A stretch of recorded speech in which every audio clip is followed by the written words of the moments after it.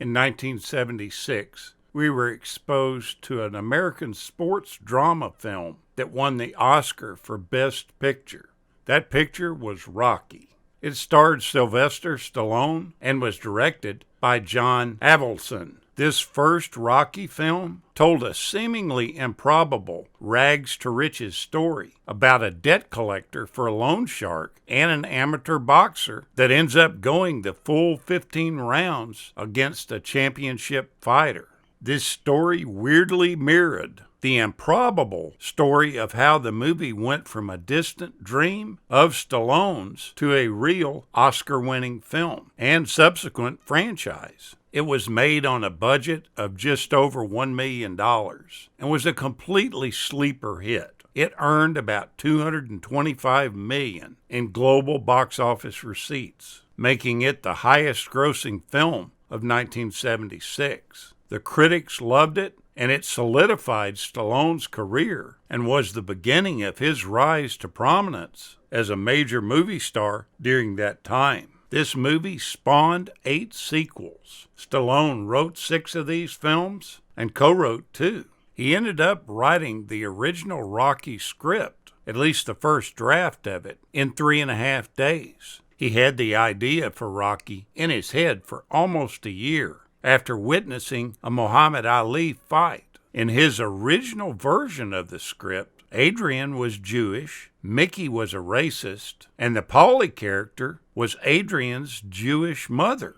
Apollo Creed happened to be a Jamaican, and in this script, Rocky ended up throwing the fight and opening a pet store for Adrian with the money that he made from it. The part of Adrian was almost played by Susan Sarandon, but Stallone and the producers decided that she was just way too sexy for this part. They offered Bette Midler the role, but she turned it down. Now, Carrie Snodgrass had in fact won the part until her agent ended up asking for too much money. At that point, they brought in Talia Shire. She auditioned at the last minute and won the part to save the day. Charlie Chaplin and Elvis Presley were huge fans of this first movie. Chaplin ended up writing to Stallone, and he told him that Rocky reminded him of a character that he used to play. Stallone regretted turning down Chaplin's invitation to visit him in Switzerland because Chaplin died a few months later. This same thing ended up happening again when he turned down an offer from Elvis to watch Rocky with him in Graceland in Memphis. And this was just a few months before Elvis Presley passed away. The ice rink scene was originally written to feature 300 extras, but the production just didn't have enough money to afford this many people. When Stallone turned up to shoot the scene, to his complete dismay, there was only one extra present. So he hastily threw together the scene that exists in the completed film. It looks like it was supposed to be done that way. That scene has become one of the most popular in the entire Rocky saga.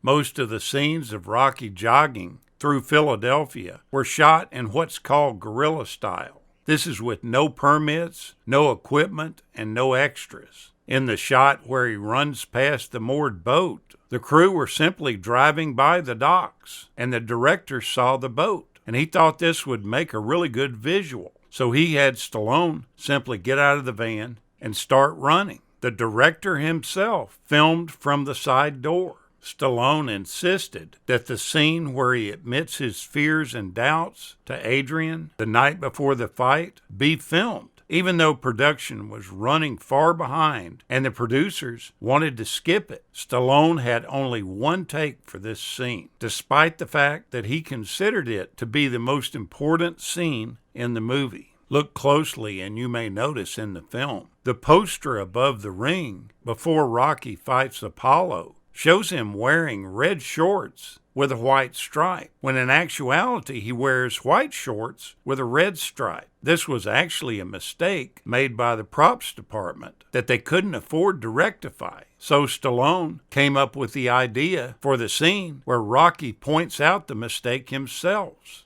The comment about Rocky's robe being too baggy came about in the same way. This robe that was delivered to the set was far too baggy for Stallone. So rather than just hope people wouldn't notice it, the character himself simply points it out.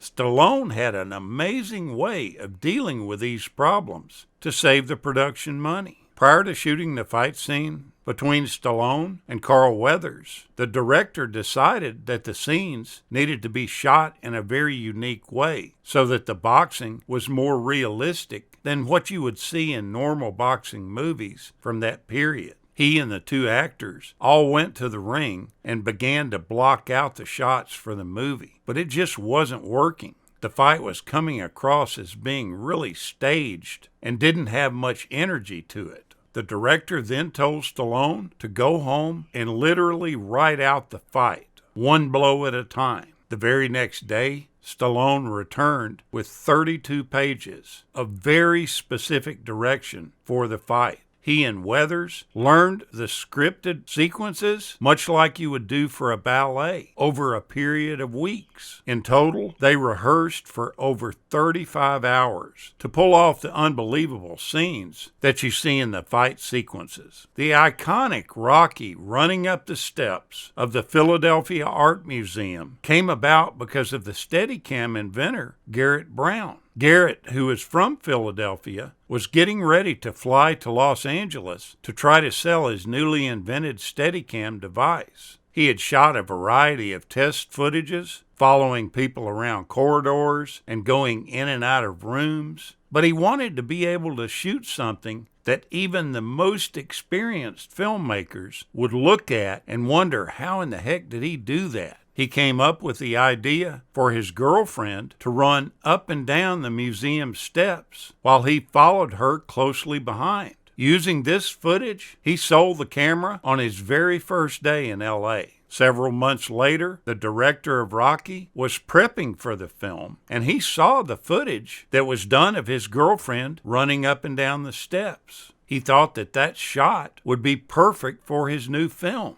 That being such, he hired Brown and the Steadicam to shoot the scene. This is so ironic that he had to run up these steps with his girlfriend, and then a few months later, he's running back up the steps with Sylvester Stallone. And it really is just a stroke of good luck that Stallone was able to get this film made at all. He had met with producers to audition for another film, but he was turned down for that part. In the course of the conversation, he mentioned that not only was he an actor, but he was also a writer. As he started to leave the room, the producers asked him if he was working on any scripts in particular. That's when Stallone pitched the story of Rocky, and the producers asked if they could read the script. After reading it, they loved it. They offered Stallone an unprecedented $350,000 for the rights to it. You got to realize at this point in his life, he was completely broke. He had about $106 in the bank. He had no vehicle, no form of transportation, and he was even trying to sell his dog because he just couldn't afford to feed him. And by the way, he didn't sell the dog because the dog actually appears in the film. Stallone would not sell the producers the rights unless he was allowed to star in the film. They didn't like this idea at all initially, but eventually they agreed. They did put some conditions on it, though. That being that Stallone would continue to work as a writer for the production without a fee, and that his work as the actor would be done at actor scale. So he would basically get the minimum that was paid to actors during this time. The producers immediately started shopping the film around, and they initially felt like with an established star, they could probably get about $2 million to work with to produce the film. But when the studios found out the stipulation that Stallone had to star in the movie, United Artists cut the budget to $1 million. And they also put a clause in there that the producers had to sign an agreement that they would personally be liable if the film went over budget. It did go over budget by $100,000, and the producers had to pay this. Rocky has to be one of the most inspiring movies of all time, in both its storyline and the truth behind getting the movie made. Take a look back at this classic from the mid-'70s. Thank you so much for watching, and we'll continue to chase the classics.